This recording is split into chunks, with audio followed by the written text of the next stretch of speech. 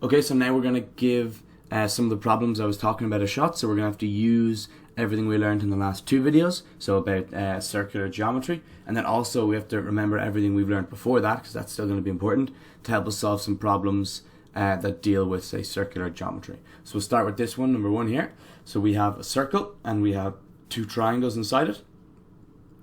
So we have this bottom one here, it lies in the center point. See, the center point is there. It has one of the base angles is 40 degrees. And then this top one here has just the top angle is A. We don't know anything else about the two triangles. So the first thing that I'm going to do is I'm going to mark in everything we do know about the triangle, so that we can tell just by looking at it. So some things aren't said explicitly, they don't tell us exactly what is what, but we can tell just by looking at the picture. So one thing I can tell is that this, since that's the radius there going from the center point to the outside, and that's also the radius, that is going to be the same length as that side there. Yeah, because it's two radiuses, so it's going to be the same size, which means that that's an isosceles triangle. And the next thing I'm going to say is I'm going to say that this is 2A, this angle here, and we know that because we learned it 2 videos ago, just one of the rules with the angles in a circle. So this is the angle from the outside and this is the angle from the center, and since they stand in the same arc, we know that this is going to be twice as big as that one. Okay, so we did that 2 videos ago. So now we can start with the question. So I'm just going to write down that this is an isosceles triangle, isosceles triangle, and that means we can say that this is also going to be 40 degrees because the base angle is always the same if it's 40 degrees. Yeah, sorry, the base angle is always the same if it's an isosceles triangle, so the two base angles. So now I can say that 2A plus 40 is equal to 180 degrees, because all the angles in a triangle add up to 180. So that means just a bit of moving things around, we get that 2A is equal to 100 degrees, and then we can find out that A is 50 degrees. Alright, so that's our first one, and again that's just moving the 40s over the other side, etc, etc. So now we know the angle A is 50 degrees. So this is the way you should attack any geometry problem, or any problem at all, is just mark in things that you do know, even if you're not sure if they'll directly help you, and eventually they'll lead you to the answer. So you should always try to do this before you start a question. Okay, move on to the next question now. In this question here, we have to prove that AB is equal to AC. Okay? Okay, so I'm going to give this 3 seconds and start again because there was a line there. So 3, 2, 1.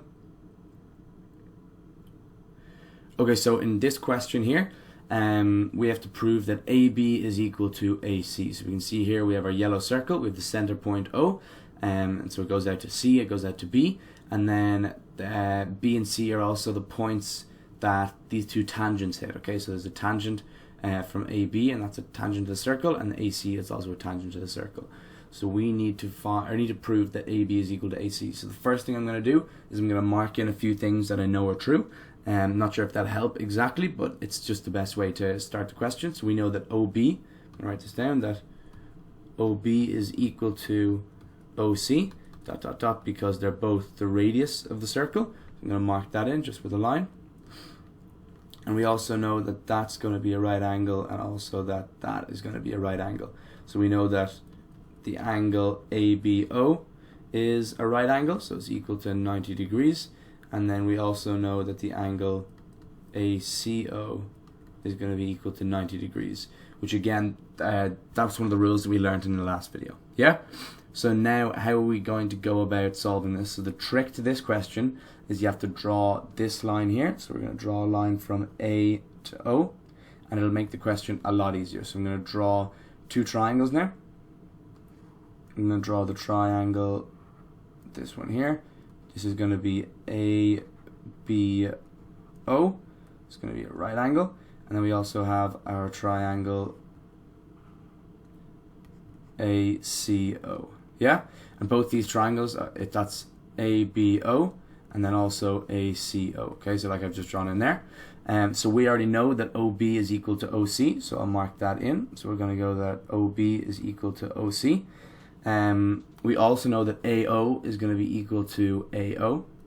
So I'm going to say here that AO is equal to AO, and that's I'm going to say dot dot dot common, because obviously it's the same line, so it has to be equal to itself.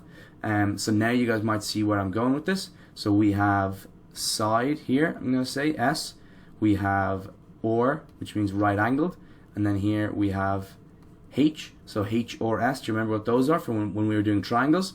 This proves that the triangle ABO is congruent to the triangle ACO, dot dot dot, I'm going to say H or S, so hypotenuse, right angle, and side. So because we know that both of these triangles are, sorry, I'll just mark in that's right angle, we know that both these triangles are right angle triangles. We know that hypotenuse is the same, and we know that one other side is the same. We know the two triangles have to be congruent triangles. So that means we've proved these are congruent, and that means we can just say straight on from that, we can say therefore that the length AC has to be equal to the length of AB, because they're both congruent. So that's that, we've proved it, and that's just another rule that you guys should know. You should know that so this thing here, the two tangents from a point, two tangents to a circle from a point are always the same length, alright? So that's just what we proved there, so that AB is always going to be equal to AC, no matter how we, like what point A is, or what size the circle is, or anything. So that's always going to be a rule you should know. Okay, so that's it for this video. In the next video, we're going to do one more problem with geometry, and then we can move on. So I hope you guys found the video helpful, and I hope it explained some things. And if you like the videos, like and subscribe, and then share them with your friends. We'll see you in the next video for another circle problem.